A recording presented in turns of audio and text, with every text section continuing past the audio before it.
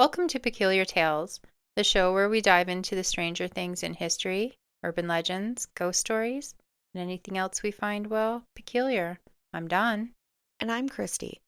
Before we begin, we wanted to take a moment and say thank you. This year has been one strange, wonderful adventure, researching mysteries, crafting stories, and sharing them with all of you who choose to journey with us into the peculiar. Whether you've been here since our very first tale, or you've only just wandered into our little corner of curious stories and forgotten histories, we're genuinely grateful. Your listens, your messages, and simply your presence have made this year unforgettable. It's been one heck of a 2025, and telling these stories has been an absolute joy. Thank you for showing up episode after episode and for wandering the path of the peculiar right alongside us. It truly means more than you know. Now, before the book or the movie, there was the original Gone Girl. And today we're stepping into a mystery that feels as though it could have been written by the queen of crime herself. Only this time, she wasn't the author, she was the victim. On December 3rd, 1926, a night wrapped in frost and secrecy, the kind of night where sounds disappear into the cold and the darkness feels heavier than usual, at 9:45 p.m., Agatha Christie walked out of her home without a word, no farewell, no explanation, just a woman swallowed by the night. Hours later, her car was discovered at the edge of a chalk pit near Newland's Corner, as carefully placed as a clue in one of her novels. Headlights still glowing, engine silent, her expensive silver fox fur coat still inside. No sane traveler would have left it behind in the December cold. Police examined the scene and meticulously documented the area. Footprints drifted away from the car, but stopped abruptly, as though someone had simply vanished mid-step. One officer wrote in his report, "The tracks are inconsistent, fading in a manner difficult to reconcile with physical explanation." Newspapers exploded with speculation. Agatha Christie disappears, foul play feared. And car left as a decoy, author's whereabouts unknown. 1,000 officers, volunteers, detectives, and even famed writers joined the search, combing the countryside as though hunting for the final chapter of a missing manuscript. This was the opening to a mystery novel, a perfect one, and yet it was real. To understand the vanishing, you must understand the woman behind it.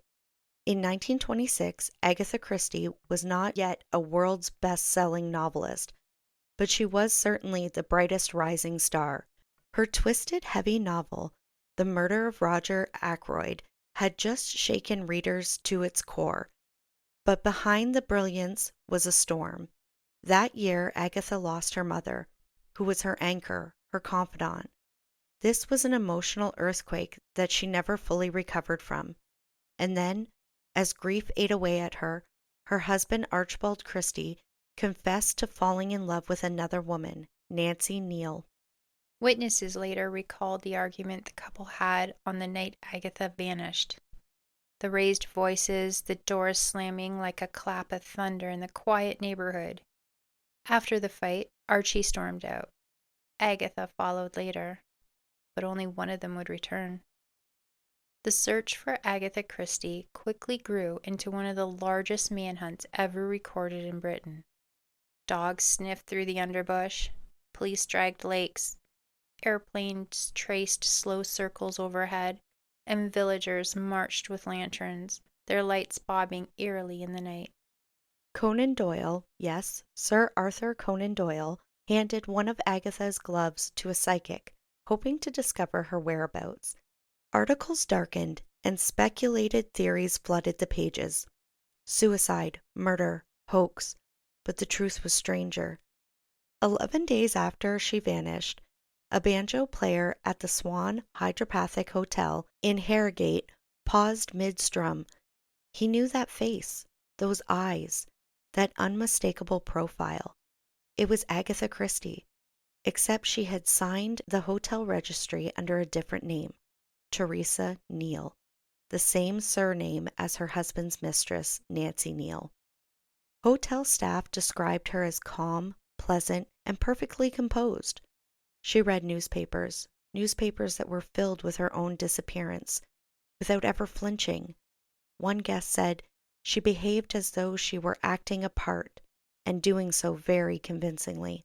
When Archie arrived, Agatha greeted him with a distant and sunken look, and claimed she didn't know who he was. Police recorded, Miss Christie does not appear aware of her identity, nor recent events, but others swore she was too poised, too deliberate, too exact, like a detective testing a theory, or a novelist crafting a twist. So, what happened during those 11 missing days? Let's examine the theories the way Hercule Poirot might, if the clues were placed before him. Theory number 1: memory loss due to a car accident. Agatha claimed this version until her death.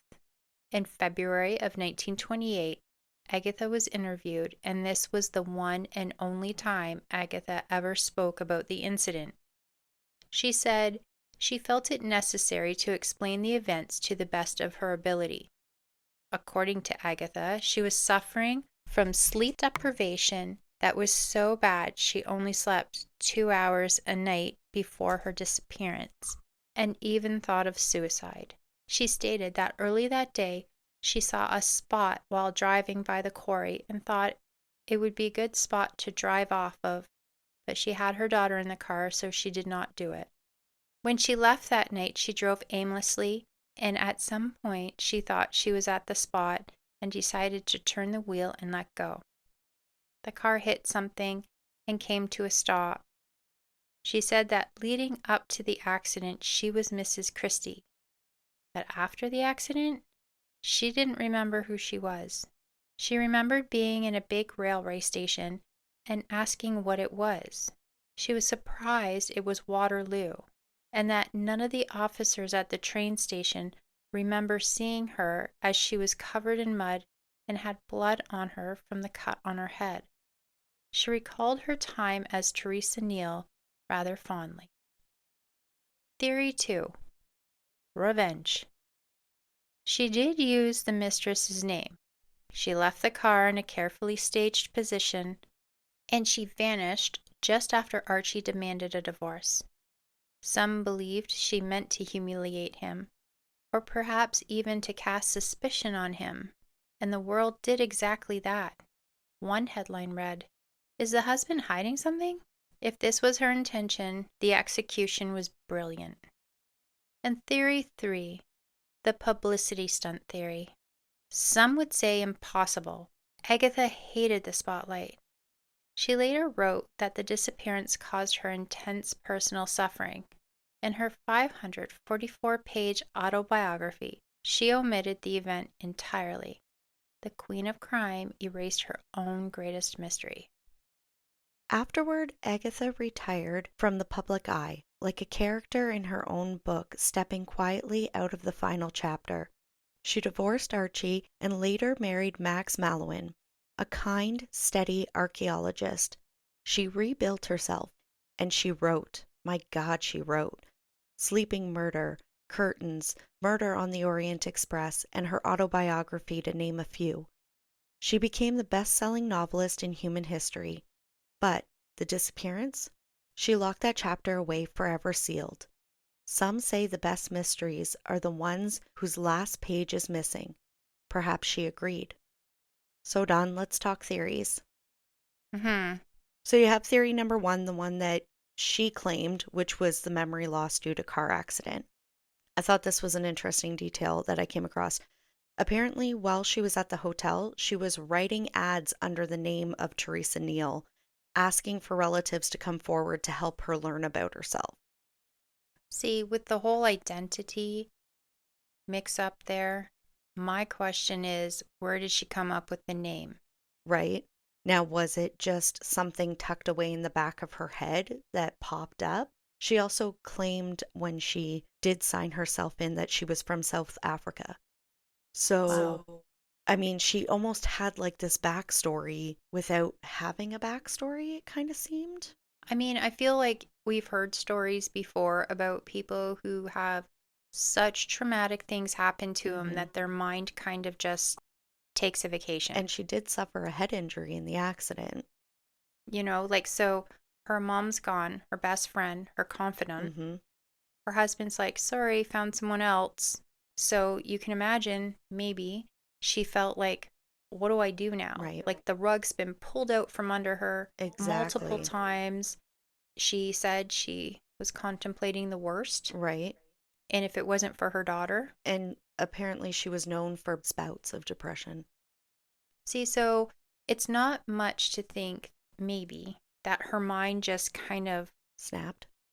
yeah, Hmm. because it happens. It's just too much stress for some And people. when she did have her interview, she did talk about, like we said, her time being Teresa fondly. She remembers feeling this was good, this was who she was supposed to be. In that interview, when Agatha was asked about reading the newspapers, she said that she thought Miss Christie was dead and that she had acted stupidly and was surprised by the resemblance and apparently pointed this out to people who were in the hotel. Okay, so then just for a hot second here, and I'm not saying I'm right Hmm. ever, what if there was a split personality? That could be a theory too, right? Some people say split personality does not exist. Right. Like there are people who are like, no, it's just something that was made up. And others, no, it's real. So what if that could have been it? That this persona came forward to protect her mind? Which is possible. She said that it didn't even occur to her that she might be Miss Christie. In those moments of reading the newspaper and looking at how similar she looked, it just didn't occur to her at all. That being said, if it was a split personality thing, now she did go through a lot of therapy after this incident Okay. to help her recover from it. And it's what helped her start to recover her memories and who she was and everything else. But I wonder that if it was a split personality, would it not have maybe happened again later in life? To have a one and done, I personally don't know what the odds of something like that are to have happen. Yeah, I mean, I'm just spitballing Yeah, here. no, absolutely. But I feel some people, we've seen it in Mm-hmm. documentaries. Sometimes somebody personally, through the grapevine, you hear it was just too stressful for them. They shut right Mm-hmm. down. You hear it. Yep, Maybe this was her shutdown. exactly. Like you said, her mind protecting itself. It's very possible. And then you have theory number two, the Revenge. revenge. Yeah, that's pretty plausible. Yeah, you think about it. If you're a writer and you're so talented and you can come up with these stories and these concepts and mysteries, so clues and all this other stuff, and you just decide, you know what?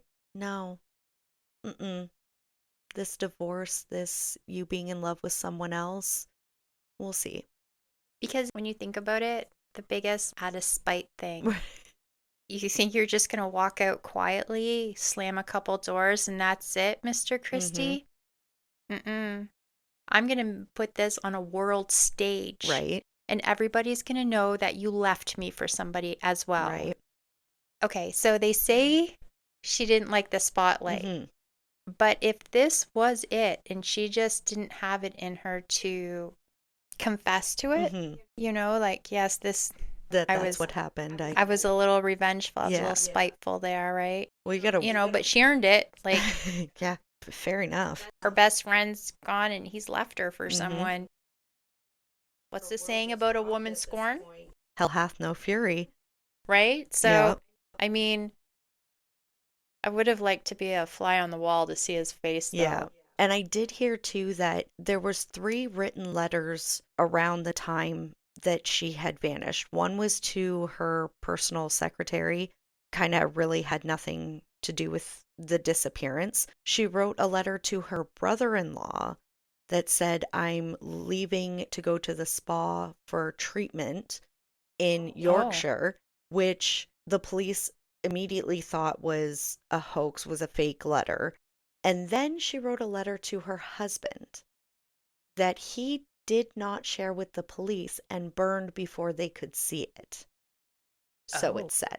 So you wonder what she wrote in that letter that made him be like, it had nothing to do with her disappearance. The letter's gone.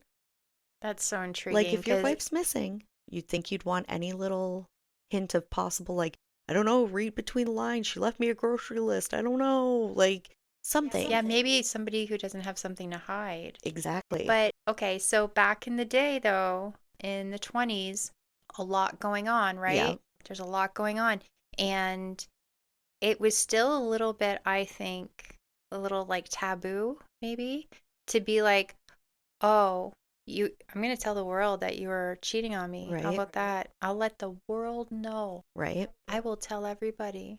And maybe that's something where he was like, you're not telling anybody. Right. We're just going to get a divorce. Like, I don't know. I wasn't there. I'm just Right. speculating here. Exactly. Yeah. Interesting. Revenge is, I mean, it's definitely a possible theory. And then there's number 3, publicity stunt. This one, I mean, I guess it would tie hand in hand with the revenge one, but I buy Hmm. it a little less as a publicity stunt for her book. That seems crazy to leave her daughter for 11 days and go just somewhere else without anybody else knowing that this was a publicity stunt. See, that's a good point that you bring up because it's like, yes, there was the possibility of revenge. I think maybe the reason she could have stuck with the memory loss theory is because if it was just, I needed a break, Yeah. I needed a break, reality was too much for Yep. me, I needed to step back. It was too heavy being Agatha Christie. But what does that do in the public eye back then that she was a mother? Mm-hmm. Would she then be risking like custody or things like that? Yeah, I'm Because not now sure she's going what to would be have happened. divorced, Yeah. right? So I suppose because the times were so different 100 years ago, Mm-hmm.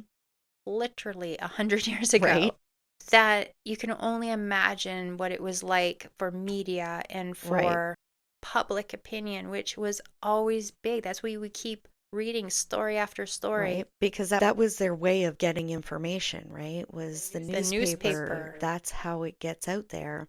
So you have to worry if something were to get out that is terrible about you. But then, does it make sense to cover up taking a break with just a complete disappearance? Like just not telling anybody. Like you'd think she would have at least gotten somebody who was, it was like, okay, I need to go away for a few days. I'm just gonna go to the spa and get a treatment. It's cool. And can you watch my daughter? Because, well, let's be frank, my husband's an asshat who was left. But whatever, right? Yeah. You know what else, though? What if, for a hot second, we put the theory on the table that she did this to see if he would not leave her?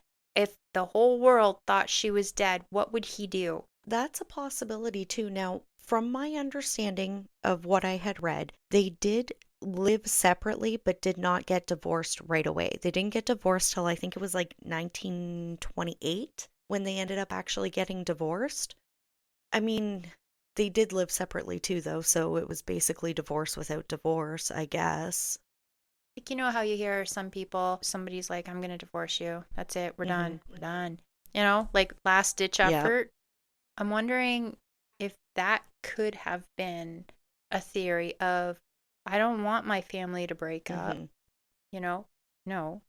So the way she is, it's like, well, I'll do this and I'll do that. Or maybe she was hit on the head so hard that she didn't know. But again, I'm curious, where did she get the name from? Right. Now, again, there are people who will say even when you've had trauma to the brain, there are still like echoes of information in your brain that just come out. So maybe, Maybe. you know, maybe that was just something that echoed in the back of her brain, but it's very strange all the way around. But her thing was that, you know, she had lost her memory. And I just wanted to quickly kind of talk about a couple other points about Agatha that I thought were kind of interesting as I was reading up on this story. So her mother was, you know, her best friend, her confidant, but apparently it said that her mother didn't want her to learn how to read till she was 8, and that Agatha Christie taught herself at the age of 5 how to read. Well, what happens at 8? Like, why do we wait till 8? I don't know what the significance in the age of 8 was. I don't know if she thought she would be old enough at that time to take it in. I don't know if it was something to do with schooling. I Do we know really when she don't was know born? why. Pardon? Do we know when she was born?